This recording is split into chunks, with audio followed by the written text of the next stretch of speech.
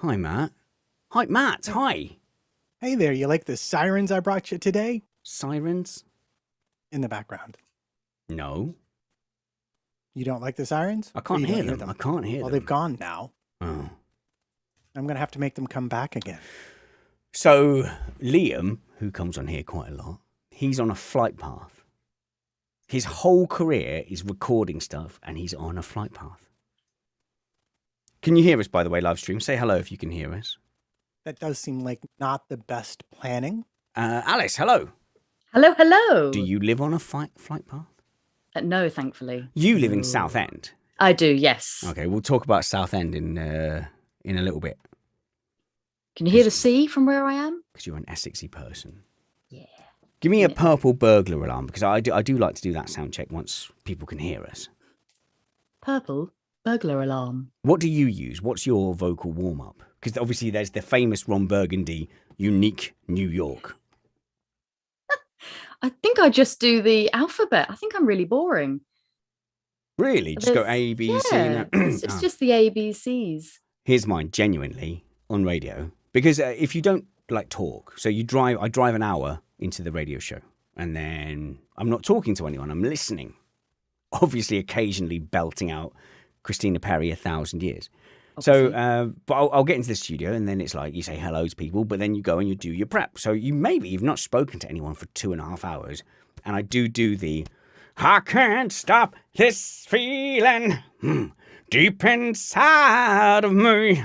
That's what I go for. That's what I. Matt, that is the right face. No, they can't see Matt's face yet. It's the right face. The face. It's probably best if they can't see me. The face. It's the right look. Matt put on a face of borderline erotic appreciation. That's the face he put on. Like, I didn't realize. My goodness. Absolutely no fear in that whatsoever. My goodness. We've got a semi-plan. It's fine. I can do it. So all I've got to decide, Matt, is my micro thing painting the interior of a building or national radio? What's my thing? What do you think? Where do we think? Yeah, it's kind of 50-50. Let's do inside of a building is my thing. Filmmaking is Alice's thing. What's your thing, Matt? My thing is my the fall trip with the daughter. Trip with daughter. Okay, no problem. Out of curiosity, can anyone in the live stream hear like a sound? Or have I managed to get rid of it on the live stream? Well, it's getting worse. Can you hear it, Alice? Can you hear it? Coming through on my Zoom. Oh, you can't hear it either? Okay. It's entirely possible it's on my end, though. Then that's fine. All right, cool. Let's do it.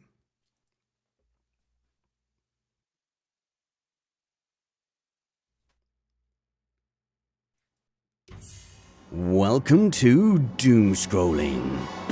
Get off your phone.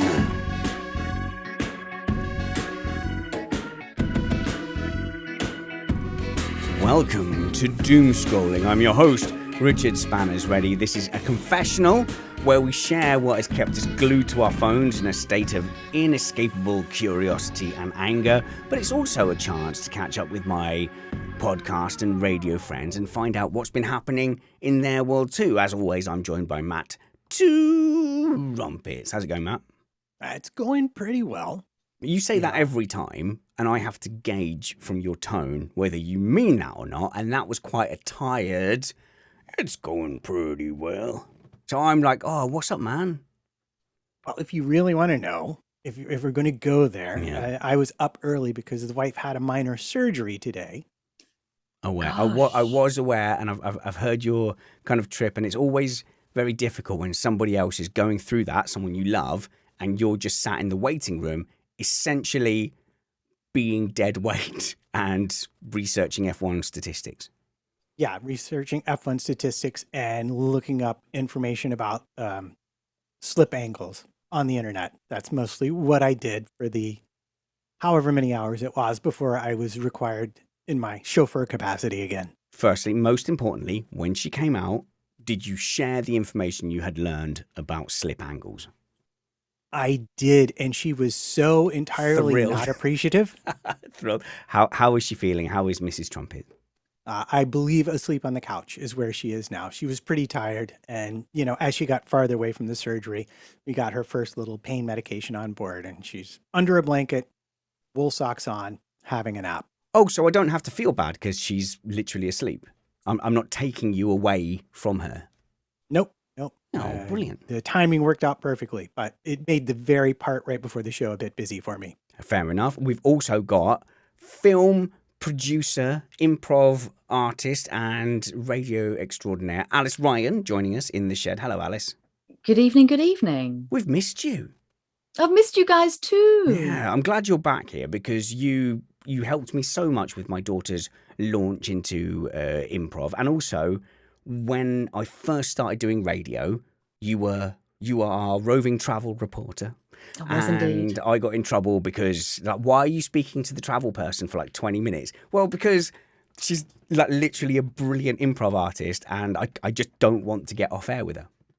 We never had enough time beforehand for major prep, so you'd always sign in and be like, we're talking about trees, go. Okay, and then I'd always have some random story because that's just the life of an actor. When got something weird going on. So at first, I just thought you were an interesting person who had a hot take on everything, and then about 2 months in, I started talking about cactuses, and you launched into this big story about having a pet cactus, and then I somehow figured out it was a lie, and I'd messaged you offline and gone, "Oh, you don't really have a cactus at all," and you were like, "No. Did you really think all the silly stuff we've been talking about for 2 months has been true? No, I'm simply an improv person." And I was like, our relationship to this point, it's all nothing. It's all smoke and mirrors. It's all just exaggeration of my life, because I have got cactuses, but they definitely weren't as exciting as I was making them out to be. See, here we've got a happy medium. Matt, I think you're pretty straight line guy. When you talk about stuff, it's true. It's from your life. Yep, 100%. Nope, never exaggerate or gaslight anyone ever. Nope, never do that. So I was speaking to the kids at the dinner table, and I was telling a story, and I don't mind a tall tale, at all. When the kids were super little, I'd gather the cousins round, and I would tell them about when I was a pirate king, obviously, and I wouldn't mind telling these stories. And it was always a kind of a nice rite of passage for one of the kids to go, "No, Uncle Richie, you're lying. That didn't happen." And you're kind of like, "Oh, well done. Well, why don't you believe that story?" And they could kind of pick it apart. So I say to the kids, never let the truth get in the way of a good story. And what I mean by that, Alice, is don't let the details ruin the flow of a good tall tale. Exactly. And in your world, tall tales is everything because you are a film producer. So here on Doomscrolling, what we do is we look at the macro, which is the things that are hooking us to our phones, the things that are making us go on the internet and do hashtag thing that winds me up. But I also am interested in the micro. So actually, before we go into film stuff, you rejected me last week. You rejected my advances. No, can't tell everyone that. You did. Yes, I said, come on Doomscrolling, and you went, "No, I've got better things to do." Much better things to do. I was eating at a Japanese restaurant. Right. So I follow you on Instagram, and you and your fiance husband. Where are we? You always give him a level up, and that's going to freak him out a little bit. It's the boyfriend. So the one that helps me pay rent. Okay, but living together. Yeah. So basically, that it's a fully grown up relationship where you live together. You are like husband and wife. Proper adulting stuff, yeah. So I've seen your Instagram, and you're both foodies. Oh, yes. Yeah. So I tweeted earlier at Spanners Ready. That's where you get the good stuff first. My boy, he's at a middle school, so he can pick quite a lot of stuff freely. He has access to cash. He has his own account where he can buy food. I've recently found out that he has been ordering a chicken burger and a cookie, a big wide cookie, same diameter as the chicken burger, and putting the cookie in the chicken burger and eating it. What? Yeah. Clever. It's all going to the same place anyway. That's what he said. So I said to him, that is obviously gross. What are you doing? Stop that. Don't do that. And he went, "Why?" "Well, because I'm your dad and I'm telling you that's why." And he went, "What's the difference? It all goes down the same way." I was struggling for an answer for a bit, Alice, but would that make your table? You know what? I probably would, because if it's weird on a menu, I pick it because it looks weird, sounds weird. I'm going for it. Let's just give it a go. Life's too short. And I love like a Heston Blumenthal. I can't cook myself. I'm terrible, Right. but I love watching the programs where he'll make a dessert that looks like a chicken, or he'll make a dessert that looks like something that totally isn't that dessert. And I just think that's crazy. So actually, Heston would probably love a cookie chicken burger. Gross. Well, see, as you may know, I've been doing some Chinese funerals lately. I've As a fallen trumpet into player, a brand yeah. new weird wormhole as a trumpet player. Oh, They hire brass bands to play at their funerals Okay. in Chinatown. And you so- wear like a full like Chinese shirt with the little like red lapels and Like everything. little army Yeah. uniforms. Yeah. Can I it's- share the it's- picture that Yeah, you? yeah, I'll sure. tweet it. I'll Please. tweet it. Sure Yeah. way. But what's fun about this, and the reason I bring it up in this context, is that you get lots of food on these gigs. And one of them I did, we had probably like about a 15-course feast. And I actually knew the name of almost nothing that I ate. All Chinese. And the last names. thing, Yeah. and the last thing I did, they gave me this food in a bag that they called a cake. And I'm on my third day of eating off of it, and I have no idea what's in it at all. But you're just going for it. Is it generally savory? Is it generally sweet? It's kind of both with some crunchy bits. So I'm not sure what's in there. Well, the lad said to me, he goes, well, it's all going in the same place. Why should it be different? And so the real answer is, it's weird, stop it. But when you have kids that want an answer, he's like, Dad, I really don't know what your objection is. And so I came up with a fairly flimsy argument, which is your dinner is your necessary calories and it's meant to be broadly okay. And the dessert, the pudding, is an optional extra that you don't always have to have. But when you put it in the chicken burger, you're committing to all the calories. And it's such a lame argument for an 11-year-old. That's so parenty. It is. Surely Anna, he that's did not so just immediately eviscerate it. Well, no, because he sensed he was in trouble and he took his win. He took the win that he had put up a reasonable defense and he just went, oh, okay, Dad, I didn't understand why, but now I understand. And it was quite patronizing. He was like, no, I understand, Dad. I will definitely never do it again. Just like brazenly stared me in the face. I will never do it again. He's definitely going to do it again. There's no way I can check if he does it again. We're calling it the Chookie in the chat room. And they've decided that it's similar to chicken and waffles in the US, so entirely okay. Yeah. Okay, so I was going to do a Twitter poll and I started typing it out before I realized I was going to lose the Twitter poll.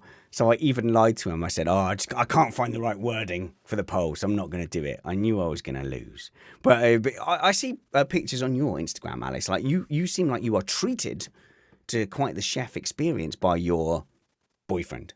Yes, he and his family are fantastic cooks, and his sister Vix Cakes, she's won an award for the best cakes in Essex. I think it's the I can't remember what. Oh no, who gave her the award? She's got an award. She's great. She does amazing cakes.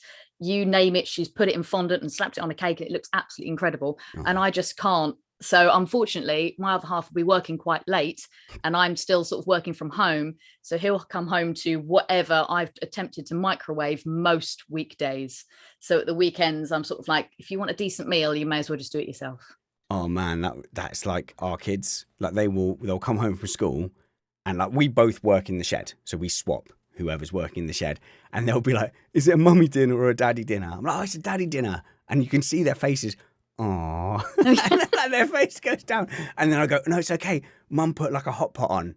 All I've got to do is boil the rice and serve it up." And they're like, "Yay, Mummy's hot pot." Yeah. So the problem I had though, Alice, was when I first moved in with my wife. It felt like, because she's really foodie as well, but one of these, like, she just can't put on weight if she wanted to. But it's super preachy about me putting on weight from the masses of her delicious food. So like, when I first moved in with her, it was like eating in a restaurant every day. I was like, oh my goodness. And that novelty, it doesn't wear off for very long. No, I will very conveniently be quite busy around about dinner time if he's off. Oh no, I definitely have to go and make this very important filmy call. No, I have to go and do this. Oh, you've made dinner. Thank you so much. Does he enjoy it Decent though? Meal. He does. This is it. His whole family like it, and he says it is quite relaxing. But obviously, when he's coming back at like 10 o'clock at night, he doesn't necessarily want to make a whole meal. So unfortunately, he is kind of stuck with whatever I can do. I'm trying. I'm giving it a go. It's not quite a cookie with a chicken burger yet, but you know. So in the family environment, I think, Matt, you're in the same position as me, which is belt and braces. If I need to provide calories to people, I will. And now the kids are a bit older, I have this kind of shout. So in the military, occasionally a corporal or a sergeant will simply shout, "One man! One man!" And everybody who is not like literally firing a cannon at the enemy comes running and be like, "Okay, what do you need? What do you need?" So I shout, "One child!" Because I'm juggling. I spilled so much basmati rice on the counter today. "One child!" I shout. And then they come in and go, "Water, you. Another child. Cutlery, you." So I've now got this like mini squad of like kids, Matt, to help me out. That is amazing. And I am very fortunate because one of the things my daughter did during the great stay-at-home pandemic, 18 months that we've had, is she got really, really into baking, but also started cooking. So that when my wife disappeared again for an extended period of time for work, when work finally started again, I was like, "Should I make this tonight?" And my daughter was like, "No, I think I can make it, Dad." I'm on it. You're right. You're right, big man. You're right, big man. Sit this one out. I've got it. I'm all over it. I have seen photos and the cheesecakes and stuff. They look fantastic. So Oh, you follow Matt on Instagram. Well done. I like it. Yeah, no, she is. She's genuinely talented at that sort of thing. Every birthday for all of us, me and my two kids, the wife will make a fabulous birthday cake. And in the before times when you're being a lot more social, it's fine. You make a big cake and people come round and they have a bit of the cake with the pudding. At the beginning of the pandemic, she would make a big cake and it would sit there and we're like, "Oh my God, we're having like cake every day." Well, there's delicious cake. I guess we'd better have delicious cake. So for my birthday, when it got to my birthday in 2020, my 40th, I said, "Lovely cakes. Can I request, can we have a much smaller cake?" So that like we have a bit of it and there's not tons sat there for the rest of it. Anyway, cooking aside, Alice, what has been going on in film world? You are you're part of a film production crew. I am, yes. Yeah. Producer, actor, voiceover artist. Yeah, nice. So gosh, what haven't I been doing? That was probably an easier question. No, I've been producing quite a few short films recently. I've been working with Arc Indie Productions on some short films and working on our first feature as well. Recently screened a film that we worked on with the Essex Film Collective that was directed by Darren Kent of Game of Thrones fame. Oh, wow. He's fantastic to work with, and it was written by Ben Treblecook, who's worked on some of the Die Hard scripts as well. He's a writer, and it was one of the first times that he's moved away from doing a lot of action stuff, and it was a really lovely, heartfelt story, and people loved it. So we had a fantastic reaction, and we're hoping that it will go around to festivals and people will love it as well. And how many explosions were in that story? There were none. What? None. Oh, God, it's not about feelings, is it? It's about feelings, Spanners. God. But it was so good. It was really well received. So we're hoping that we could sort of take that team and move on and make some more bits and pieces soon as well. It's been great fun. So my wife was watching some detective thing. She watches all the British detective things, and there's a distinct acting style which makes me think that everyone on British TV went to the same school. So they're doing like a telephone call, and what's that, Matt? There's only 3 actors in all of Britain, as far as I can tell from watching the movies. It might be, but there's this distinct acting style where it's not even conversational. It's very monologue-y. So a guy's like on a phone call and he's going, "Yeah, I saw her. She hardly seemed like she was moving at all. And then when I saw her next, she was eating a burger, and before I knew it, she was gone. And then like, I didn't respond to it, and I just had these feelings of emotion. And like is there like one school where they all learn this one very kind of like you're on a telephone call to a detective, you're not going to be that heartfelt and considered, but in all these detective dramas there's that very kind of monologue-y. It's like they think this is my big moment. You're only a bit part, mate. Come on, chill out. Just deliver the phone call line. I love it how they'll throw in the monologues for these people, and it's so nice for the actors and that's great for showreel, but when you look at it as a whole, it is sort of like, all right, she was just getting a burger, calm down. Yeah. And the writers obviously just fit it in there for someone or something. You think you didn't need that. Didn't Yeah. need that. So much stuff you can cut out. So I hope I'm getting across this method that I'm talking about. This kind of like, yeah, I walked in. I didn't know what to expect. And then suddenly the body twitched and I jumped at it. And it's like, wait a minute, that no one talks like that. And that frustrates me. no one describes it like that. I don't understand why writers, thankfully Ben isn't like that, but yeah, there are some writers that will just give you so much, or the actors will just constantly be like, what the, whenever something comes around the corner, and it's like, well, that's now the 7th time that I've read this in the script. Like, nobody says what the when something scares them. Like, No, you say, you what? don't need to. What the turnips? Exactly. And it comes up. So, look, is it fair to say, you've got those two people that are working on these massive things before. Obviously, COVID hits, the industry takes a bit of a shake-up. What you're working on is not a top-line Hollywood film. It's probably not going to be on Sky Atlantic at the moment. How do those characters who've been on those real big-budget things, how do they respond when they come back to indie? Or was indie their roots? What are they like on... They're not always kind of going, well... On Game of Thrones, what we do is we get green screen actor with what's it and the dragons coming over. I can't believe you've got no dragons. You do get some people that are a bit name droppy, but thankfully these guys aren't. So because they started with indie and know so many people around here and have worked with them, and they're so down to earth that our director was not requesting dragons and our writer was not like, so there needs to be 97 explosions, even though we've cut them all out. I think that's really important. It was all very scaled back, and we understood that we were doing this during a pandemic, so everything needed to be safe. So it was more sort of, everyone was thinking so outside the box to try and keep everyone going during COVID that I don't think we had time to think about green screen dragons. But hey, I'd love to do a film with a green screen dragon. I would. Great. To be fair, if I was a producer and you told me you needed an explosion to advance the plot of your romance, I would probably at least 50% believe you. Yeah. Well, there you go.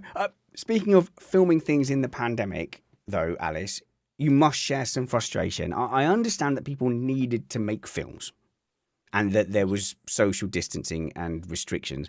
There's 2 films that spring to mind. One is with Chloe Moritz. Yes. She was hit girl in a comedy action movie. I've completely forgotten. But the film was, she's a big star. The film was a World War II fighter bomber. And so there's a lot of her walking to the fighter bomber. No, these were bombers, B-52 bombers, I think. They had the gunner on the top and the gunner on the bottom. And so she climbs in and she's only meant to be a passenger. And there's one scene where she's talking to everybody. And of course, all the aircraft guys are like massive jerks. Hey, baby, you want to get into my gunner bubble? And she's like, no, I'm a strong, independent woman. And then they get attacked and she has to go into the ball gun at the bottom. And then the rest of the film is just her speaking to people on the radio. And after 20 minutes, I went, oh, this is a COVID restriction thing. And they've realized they can do a plot where she doesn't have to speak to anyone. And then there's a Jake Gyllenhaal thing that my wife was watching on Netflix the other day where he's a detective demoted to emergency call response. And the whole film is him talking to people on the phone. And it's like, no, that's not a concept. You're mugging us off with like your limitations. And the only thing is, I get that. And the other thing is, let's do a film where they have to do Zoom calls. It's just that none of them were very good. That's all. Oh, no, you see, the stuff we did during the pandemic was pretty darn good. We made the most of the Essex countryside. So there was one film that we were doing that got shut down. We finished it the week before the big COVID shutdown. So when we were filming outside, we just couldn't find any toilet roll or anti-bac for the portaloos that we'd had to hire and stuff. And then we did one in September when things were sort of half lifted, half not. Boris couldn't figure out what he was doing. And we were in this fantastic wood and everyone was masked up and sort of 6 feet away from each other. And just the locations that we found made it visually interesting. So you're not just an hour and a half watching someone on the phone, which if the script is right, can be done well, Spanners. But yes, we made the most of the locations that we had and just mixed up as much as possible. But a lot of stuff we ended up doing outside. So it's very weather dependent. So we could get a lot of space between everyone for safety reasons. So we're told that film is called B-17, the one that I was trying to describe with Chloe, I think, Moritz. Yeah. Just watch it, because what I feel like is it was a bait and switch, because you're like, oh, Hollywood actress, this is going to be great. Oh, warplanes, this is brilliant. And then they switched it into this thing where she's just sat in a chair listening to voice actors. Not that there's anything wrong with voice actors, Alice. I'm just saying it was a bait and switch. That's all. Tell me about the film, the one that you're going to put into festivals and stuff. And also, I don't really understand what that means. I hear Cannes Film Festival, Southend Film Festival. I don't really know what that means and what is the aim. So firstly, tell us what the festivals are, then tell us what the film is about. Sell it to us. So festivals are the chance for agents and producers and other creatives to actually see your work and for you to get awards for it. So other people will say, yes, it's fantastic, or we're not sure about that. Here's some laurels, which then means if you can put laurels on your poster, you're more likely to have it picked up by sales agents who will then distribute it. So that's an award, like a laurel. Yeah, so it's a chance to get people, for it to get seen, for you to be noticed, and for festivals to... So they'll put a Southend laurel on it? Yes, they will. Okay, which is just like a hen do with people being sick out of the car on a laurel. Okay, good. Okay, yeah. And that works. So these people that see the laurel, they go, okay, I'll put this in my DVD store. Yeah, basically. Or my independent cinema. Yeah. And actually, indie films are on the rise at the moment because we've been able to put together interesting films quickly because of the whole pandemic thing. So you might have your Chloe Watsit sitting in a bomber somewhere. Yeah. But ours are more interesting because we've been able to try and put stuff together quickly, and we've thought outside the box. So like I said, mine are far more interesting than that, because there's lots of stuff still going on, but everyone's still being kept safe. So actually more distributors are looking at independent films, apparently. Okay, so is there any chance that I will ever be able to purchase this film? This particular one, it's a short film. Okay. So if we make it into a feature, then possibly. Short film, you're less likely to, but you will be able to see stuff online.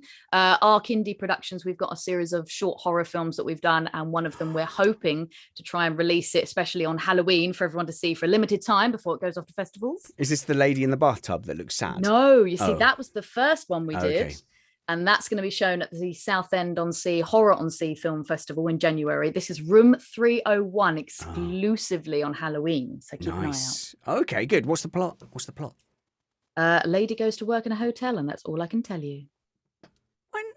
How's that all you can tell us? And then things happen, but I couldn't possibly tell you because it would spoil it. If you were M Night Shyamalan, I would take that. I'd be like, yeah, you've got a history of surprising me. Yeah, bunch of people in a woods. But you're just saying lady goes to work in a hotel. Yeah, but you've seen the posters. You've seen the trailers. It's exciting. Matt, it's definitely exciting whether you've seen the trailers or the posters or not. It's definitely exciting.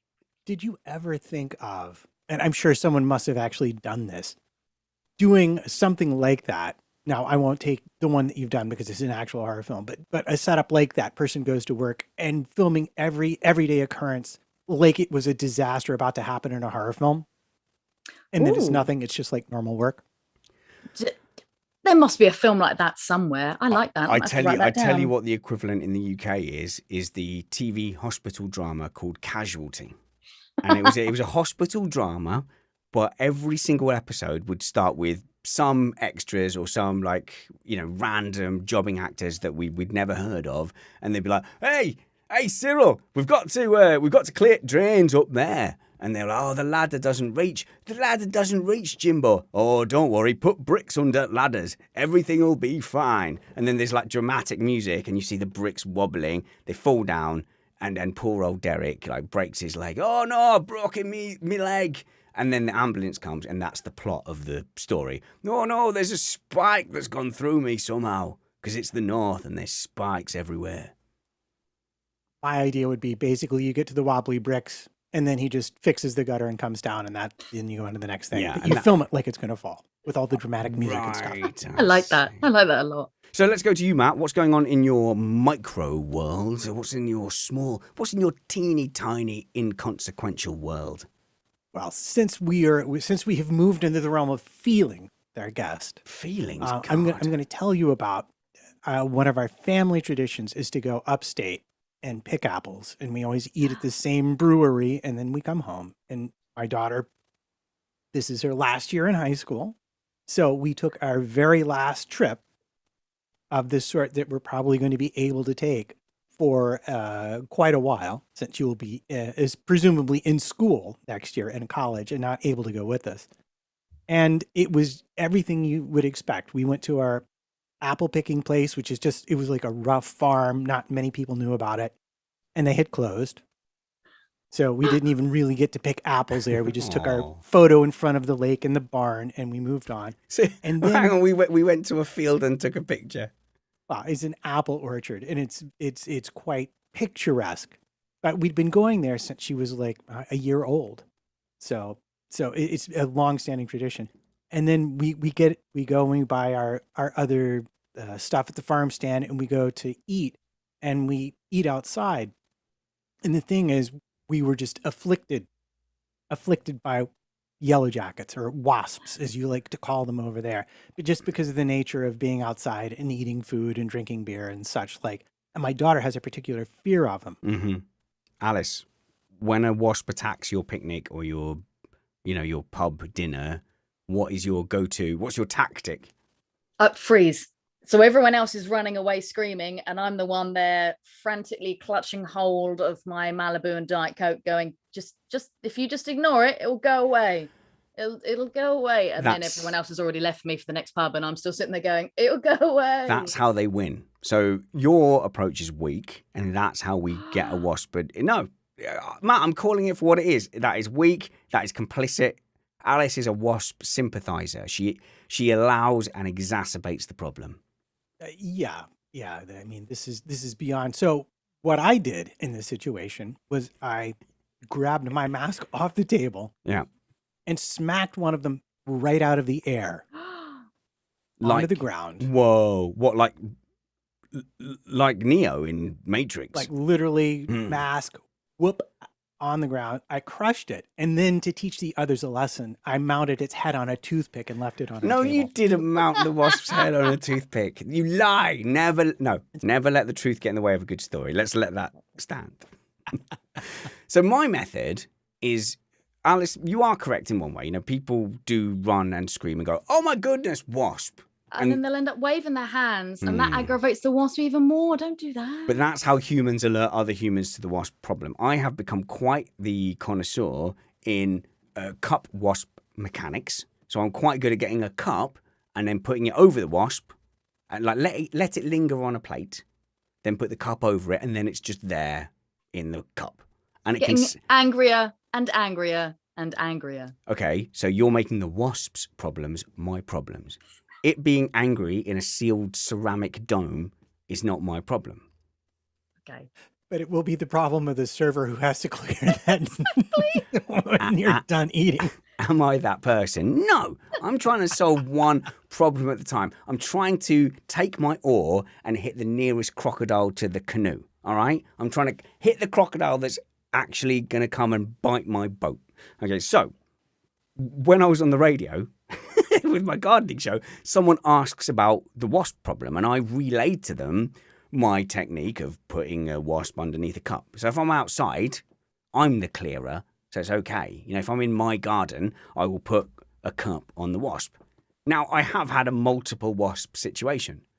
I will get another cup and put that cup over a wasp. So it's a one wasp per cup situation. And then this guy was going, yeah, but I've got like a whole wasp's nest nearby. And I just said to him, I said, okay, I'm not sure which part you're confused about. Keep getting additional cups until all the wasps are under cups. He didn't get it. I don't know. The producers weren't happy, but that was my solution. I can then just see you doing that wonderful magic trick where you just end up moving the cups around. Is the wasp there? Is it under this cup? Or is it under this cup? Oh my God, such a good kids game. Daddy, I want to go play in the backyard, but I can't because it's full of cups. There's too many cups. All right, what you do, my sweetie, is one of the cups doesn't have a wasp in it. Now there's a game. Yeah. All right, well, all this wasp chat has completely thrown me off, but you were at an orchard. You couldn't access the orchard. However, this is an annual tradition. And something I've been very sad about is that my family have only ever gone strawberry picking without me. Now, that's quite a big UK tradition. Is there a lot of strawberry picking in the US? I think you can do that where they are grown. Like you pick is kind of a thing. Like we did a you pick pumpkins. You can do you pick apples, blackberries. You know, pretty much if there's a fruit and you have a farm, a lot of times they'll let you go pick it. So it just depends on what region you're in. For us, apples is a big deal, so that's what we would do. Of course, UK, Alice, strawberry picking is like a massive part of our culture. Yeah, definitely. And blackberry picking. Blackberry picking was the thing. Going up to Hadley Castle and taking all the blackberries. For me and my family and my friends, it was probably always on bushes that you probably weren't supposed to. So it was definitely not in an official orchard or a proper field with a big sign saying, definitely pick these ones. It was always on a bush somewhere that you probably shouldn't be, but it was covered in blackberries. So how can you not? The very first time we let my son walk home by himself from school, we were worried sick because he just didn't turn up. So it's like, it should have taken like 20 minutes, but like half an hour goes by.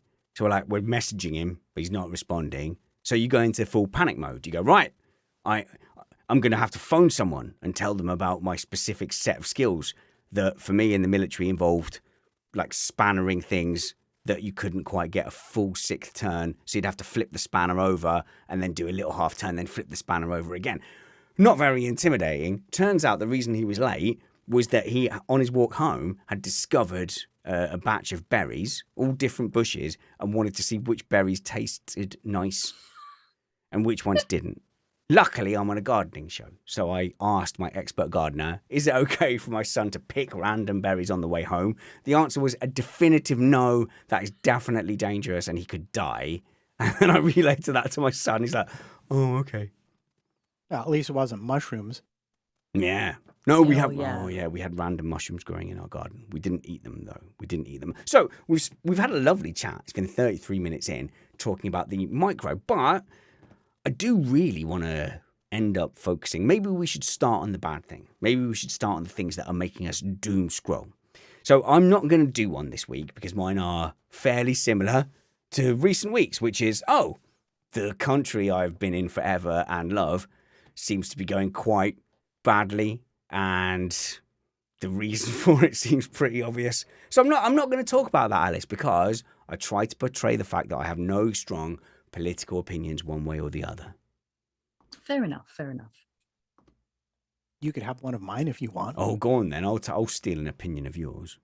Well, I know, and the thing is, I know this will be triggering to you. Go on then. But I'm sure a lot of us have seen this story about Meghan Trainor's personal bathroom setup. No? She and her fiance, husband, boyfriend have, and everybody look at Spanner's face carefully right now, unless you're listening, in which case just imagine. Yeah.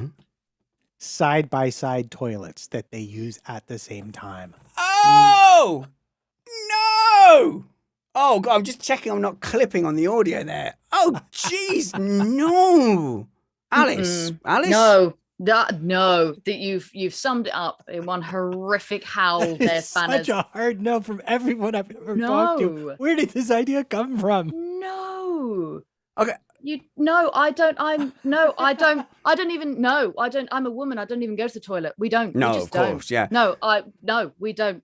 Never. No, I just disappear off to the back of the flat for some time and then I come back. He doesn't know what I'm doing, where I'm going. No, absolutely not next to each other. Ew. Okay, so the ultimate aim, of course, is Star Trek teleporters, where you go near the teleporter and anything that you didn't digest for nutrients simply gets teleported out of your body. Perfect. Yeah. So we all need to go poop. I get that. But obviously Meghan Trainor and her partner can afford several bathrooms. In a family of 4, we have 2 bathrooms. And it does seem like all 4 people definitely need to go poop at the same time. So even with 2 bathrooms, 4 people, we're always running into drama. But the thing that really links us here, Matt, is that we are actively avoiding sharing that with each other. I would never, I lock the door. I turn off everyone's phone so they can't contact me. I put my phone on silent. I make sure that I am in a tranquility of porcelain peace. Why would anyone want to invite another human being into that? There was a nightclub in Southend called Mayhem. I can't remember what it's now turned into. And the toilets, there was one toilet in the ladies where there were two toilets next to each other. So you'd walk in through one door and you and your mate could sit next to each other and do whatever you did whilst having a chat. And my friends and I would always watch loads of other girls go into that toilet, and all of us would just be like, no, doesn't matter how drunk we were, none of us ever went into the toilet and shared that experience with our friends. Yeah, well, if I'm going to be entirely fair to Megan here, she did clear it up a little bit, saying they really had only ever pooped next to each other once, but they'll regularly, Gross. So, yeah, in the movie Full Metal Jacket, which is like, a military environment, basic training, all the toilets are open. You shower together, you poop together, you shoot together, you do all that kind of thing. Okay, so from a British Army kind of perspective, even in that environment, no one was expected to poop together. And in fact, like in the office environment, I had 5 years in an office where there was blocks of toilets. Each toilet had a bunch of urinals. Fine, men are used to that. You go side by side next to another gentleman. Yes, you happen to be going at the same time. My friend's favourite party trick, which used to get us into fights, was that he would just lean right over into the person next to him, complete stranger, lean right in, look all the way down and go, nice watch. And that led to more trouble than was necessarily required. But when you're in a big office block and there's 3 toilet cubicles in each one, if you do have to go poop, you want to poop broadly alone. So don't go at lunchtime, don't go at break time. And I do remember one occasion having to go to 9 different toilets before I could find an empty one that I could go to, because I thought, oh, it's 10:30. There's no reason why I can't poop alone. But what I figured out was lots of people in offices spend an extraordinary amount of time. I don't think they're even pooping. They just go sit on their own in the cubicle on their phone. Oh, yeah, they're scrolling. Yeah. Oh, yeah. They're doom scrolling. They're TikToking, aren't they? TikTok and pooping. Name a better pairing. Yeah. Thanks for that, Matt. I appreciate that you've taken us down that route. Well, there's certain kinds of humor that are timeless, and I think we've stumbled right into one of them. Okay, we've got a live chat room here, by the way, and Mark Greenhouse says, my dad and stepmom's bathroom had 2 sinks, 2 toilets, and 2 bidets. Oh, nice. I only visited at the weekends, and I assume they stopped whatever the reason for that was while I was there. Oh, man, imagine the 2 of you bideting together. That's no good. Yeah, just... Well, there you go. I'm going to move on because your doom scrolling thing was horrendous. It did fit. It fitted. Matt, you know me. I don't want to visit someone's house or have anyone visit my house nearly exclusively in case you need to poop in either of those situations. Yes, I know. This is immediately why I knew you would be riveted to your device had you seen this story. So if I'm going to go to someone's house, like I popped around Brad's house to use a simulator the other day to go and have a look, and I was so paranoid before that. It was definitely number 1 on my priority list was make sure I don't need to poop at Brad's house. But if I did need to, I would need to know where all his cleaning things were. I would need to leave that spotless, like a jet wash, and then I just fumigate the entire area. Good. Never come to my house. I don't want you there. Let's meet at a mutual venue where there is neutral pooping facilities. Alice. Multiple toilets. Exactly. Alice, what's having you doom scrolling this week? I got sucked into and it's so stupid. So as everyone knows, the whole world collapsed. I think it was Monday evening, Tuesday, when Facebook, WhatsApp and Instagram went down because they're all owned by one bloke with stupid amounts of money. And I was visiting my nan, and my other half and I were sort of quickly just checking emails, making sure that, no one had messaged and Spielberg wasn't leaving me voicemails, whatever. And we both realized that we couldn't access things weren't working, and that message to my mum hadn't gone through, and why was this? And panic, and that, okay. And then we went back to the room we were staying in, and instead of just letting it go, we still were trying to open up all the apps on our phones, going, I wonder what it is. Is it the phone? Turn the phone off, turn it back on again. And then I ended up automatically opening TikTok because I was stupid enough to download that during the pandemic, and now just cannot get off it. And what was really funny was the first 3 TikToks I saw was how TikTok was doing so well because Facebook, Instagram, and WhatsApp totally collapsed. But everyone was on TikTok having a laugh. And then all of these small business owners were like, oh no, when Instagram's down for one day. So you just don't, people can just message you via your website. If you're just Instagram only, that doesn't make any sense. And even if it was, people will just have to wait a whole day to email you. Oh no. Well, I mean, if you're on WhatsApp, you've got everyone's phone number anyway. You could just text. Oh my God. I had to text people. It was crazy. But the only thing was I was WhatsApping people and I didn't know that they had not got the WhatsApp.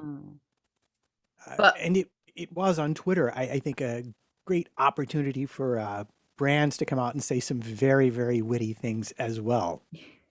Yes. But most of it I saw on TikTok was just small businesses panicking. You just think, it's 24 hours, guys. Like, calm down. I don't even think it was that. No, it wasn't 24 hours. No, it was a handful of hours. But I like your go-to reaction, which is, oh my goodness, what if Spielberg is like trying to get in touch with me? My thing is like, what if I've got a tweet that's gone viral, and I'm exploding. You won't know. You won't have Spielberg retweeting you because you won't be able to see it. So when I was starting all this media stuff, I still had to go and visit a lot of naval bases for very boring meetings. And a lot of the buildings you went into, they'd be like, oh no, we're the Navy and everything's very secret. No, you can't have your communication device here. And they would take your phone off you and put it in a locker. And I'd be sat there going, you absolute monster. What are you doing there? No communication device. But what if I go viral while I'm in this dull meeting about sustainability of BIOS batteries? Nightmare, man. Absolute nightmare. Oh, yeah, that's a mess. It was actually kind of terrible for me in the waiting room because I don't know if you've ever run into this conundrum before, but they had free Wi-Fi. But then my device refused to connect to the free Wi-Fi because this connection to the server wasn't secure. And I thought, man, that's just like Dante-esque right there. Kick you in the nuts. And everyone goes to TikTok, Alice. I've got a bit of an issue with TikTok. Oh, yeah.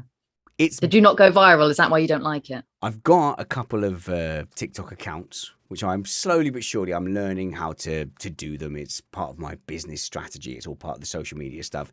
But it's both brilliant and awful.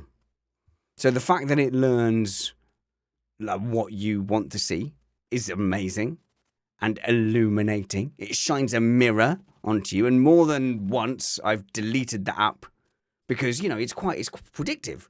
So if you're seeing these things and go, I don't want to see this. Why am I seeing so many of this kind of thing? You go, because we know you want to see this. We know you better than you know yourself. And I've deleted the app a few times and like reset and then actively gone, okay, if it's that thing, scroll up. If it's cats, I'm fine. And like literally try to game it so that it just shows me cats, football, golf, and comedy skits.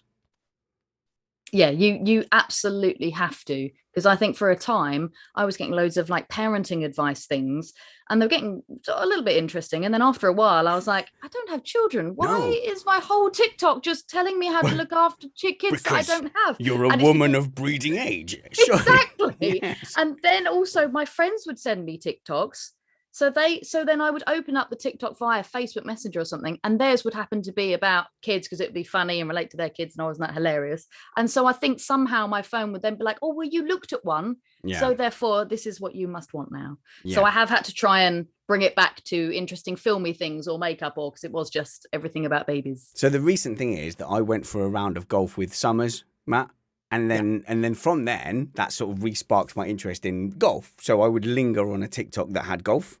And before I knew it, like nearly half of the TikToks on my scroll are golf. I'm like, oh man, I have to delete it for golf. Yeah, well, it's a funny thing. So, like, but has that infected your Facebook too? That's what I want to know. Do you know what? My personal Facebook account, I got rid of. I just deleted Yeah. it. I was just done. I've got my media one, but I just got rid of it, so I don't know. I don't know if TikTok has affected Facebook as much, but Facebook definitely can hear what I'm talking about, You and think? adverts will pop up. Really? Yeah. Yeah. Okay, so Absolutely. tell me, Alice, what have you been talking about that Facebook has glommed onto? Well, I was like a boring discussion with friends about what to wear now. It's coming into winter, and it's just spent so the last year and a half just wearing like pajama bottoms. Do I want to wear tights? I don't know. And then tights are quite uncomfortable. I prefer wearing jeans. Blah blah blah. Next thing I know, Facebook's going, "Oh, are you unsure about what to wear for fall or autumn? Oh, how about these tights? Don't worry, they're really comfortable. It's like wearing leggings." Don't you want to be part of this multi-level marketing company on the top selling clothes to other people? Yeah. No, Yes. I think it's that bit where they say Facebook needs access to your keyboard in order to work properly. Yeah. And then everything you type from then on just goes through their servers. Oh, Alice, because you're a lady, we can talk about sexist social media things. My wife gets tons of multi-level marketing stuff and tons of like, oh, would you like to be independent and make money from your own home? And they do specifically go for women, late 30s, early 40s, it seems. Yep, I had a load of stuff all about, even before I had TikTok, I started to get loads of stuff on Facebook that was about the best pregnancy test to use. And then I'd say like 4 different adverts for 4 different types of sticks to pee on Facebook. And it's like, but I'm not particularly, I don't think I want children. So why you have what? And it's obviously just latched onto the fact that I am white female in my 30s. Of breeding age. I don't know if you all remember this story, but this kind of thing goes back to like this concept of like actual mail that shows up in your mailbox. And Okay. Target was tracking like your purchases, and they put together an algorithm that was pretty accurate about whether or not you might be pregnant. Yes. And they started hitting them up with coupons and stuff like that. Now, obviously, they're giving you coupons so you could buy stuff that you need for being pregnant. But then some people who didn't know they were pregnant started getting them. And then some people who absolutely weren't. And it was a whole big thing. But yeah, that's kind of like how this whole deal works. But like to physically have that would really freak me out. I completely understand that they've just twigged the fact that I've given them that information. So therefore they're just assuming and just, throwing it out to the masses. But to actually get something like that physically in my mailbox would be really creepy. But I think the thing that you initially talked to me about, Alice, when you said the doom scrolling thing, was finding out how freaked out people were at the loss of their basic social media, was that some people were, at a psychological level, actually suffering from withdrawal symptoms. So even if it was a cigarette or heroin or alcohol, most people would be fine for a day and then go, uh-oh, like I need my hit now. Might be fine for a couple of days going, yeah, this is bothering me. But with Facebook, Instagram, it was instant. Like people lost the hit and the endorphin hit of scrolling to the next thing or getting likes on the what's it. Immediately, people were genuinely distressed. And it's crazy because if it happened in the UK, obviously that's overnight. So it was from about 4 or 5 o'clock on a Monday. So yeah, it was an evening and like up to midnight. So, you might get a few customers that might email you at 9 o'clock, but don't reply to them. Wait till your working hours. It'd be different, obviously, for the US because it would be in the morning. But yeah, don't immediately like. Come on, guys. And that was, and we did it. And this is, I think it's a small part of me that just died a little bit because we were going, why isn't anything working? No, only 3 social media apps weren't working. And then you just assumed your whole phone was not connecting and it was dead and the 4G didn't work and I couldn't get my emails. I could get my emails because they weren't linked to anything else. But you just immediately, and then to open TikTok and find everyone is just having an absolute meltdown. And so obviously Twitter as well and Reddit. And we shouldn't make light of the fact that there are parts of the world where they have become overly reliant on Facebook and Instagram, like literally for business or for web access. We're not doing that at all, Matt. But I think the issue for me is all of us it's been a slow play Like, we do not realize how much time we fill endlessly scrolling our phones. And that time is not rest time. And that is why we are all just like manic, slobbery messes. Yeah, no, I think I could agree with that. I wonder if there was like a divide between people who come from the before times. Yeah. Like I grew up, I was well into adulthood. I Well, mean, I was me too. practically your age old before, not quite. I was mid-30s. So mine was skewed by the fact that I was technologically averse when it came to that stuff. So my launch into adulthood, I was in the military, and I honestly thought the internet was just like not quite it's a fad, but I just didn't see the usefulness of it. It was only in 2008 when I moved in with my wife, and she was regularly using like email and MySpace and stuff like that, and a personal computer. MySpace. Yeah, that was my gateway into the thing. I'm like, oh, it's MySpace. I can like write an open letter, and it can be on my thing. And then like lots of her friends were like, oh, your boyfriend's a turnip from like the blog. I didn't know I was blogging, but I blogged about a thing, and so I deleted that and got rid of it. So you and me might be in a similar space where our formative years were definitely not influenced by social media, but I still think you and I, a lot of our anger is generated by going on social media. Now, Alice, you are fantastically young. Of course. Almost pointlessly young as well. Yeah. So I think I'm literally on the cusp of it. So just when the internet was becoming a big thing, we'd get a home computer for my dad to work on his business, and then I was using MSN after school, and I started with the MySpace. And then it wasn't until I started uni that Facebook became a big thing where everyone could then connect around the world. So then you started to see the positives, where I might have a few embarrassing photos from the uni years, but by now people have definitely deleted all of those, so thank goodness. But we didn't use it as much. So when we were using it at school, we just didn't really have a clue what we were doing.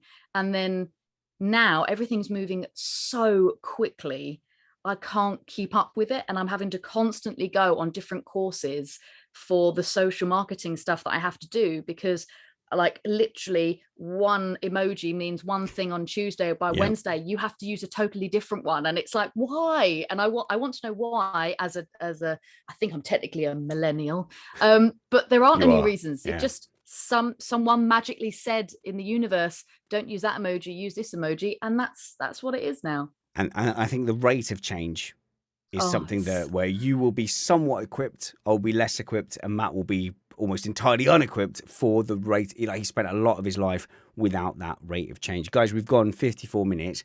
I have to go because he's got to go and scroll somewhere, hasn't he? He's got to go and find TikTok. I'm going to go. He's got to go find his porcelain piece and scroll. And just scroll. No, I'm going to go and listen to My Dreams Come True. I'm going to go and listen to my national radio debut. It was a pre-record earlier today, but I did feature on the BBC F1 5 Live coverage. Woohoo. I had forgotten about that. Not forgotten that I'd done it, but forgotten that it was on now. And I was buzzing all morning before going to do it. It's literally been a lifelong ambition. And since we finished it, I was in a twisted tornado of self-doubt. You idiot. Why would you ever be on something like that? Why would you ever be on something like that? And then analysed every single syllable that I said, of course, afterwards. And you fool, why did you mention that thing? And every time someone disagreed with me, I went, oh, no, you're absolutely right. What an idiot I am. Imposter syndrome is real, but hopefully I will listen back to it and go, I was broadly fine. Alice Ryan, where can people follow you on the internet? You can follow me on Twitter at Alice E. Ryan. Nice. And don't get angry with me, Spanners, on Instagram at _Alice Ryan _ because Alice E. Ryan was taken for some odd reason. Alice Ryan, you can find me, Google me, and you'll be able to find my Spotlight page and check out what I've been up to and what we're going to be working on soon. Alt Indie Productions as well. Check them out. Underscores are the work of the devil, and I think you know that. So sorry. Please follow Matt at MattPT55, and also please follow me as well at Spanners Ready. The show is at Indoors Remain Still.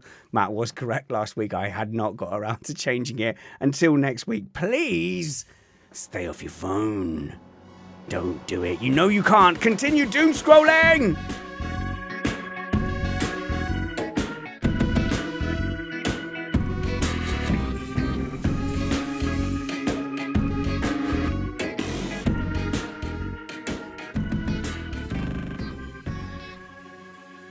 Music by Liam Taylor.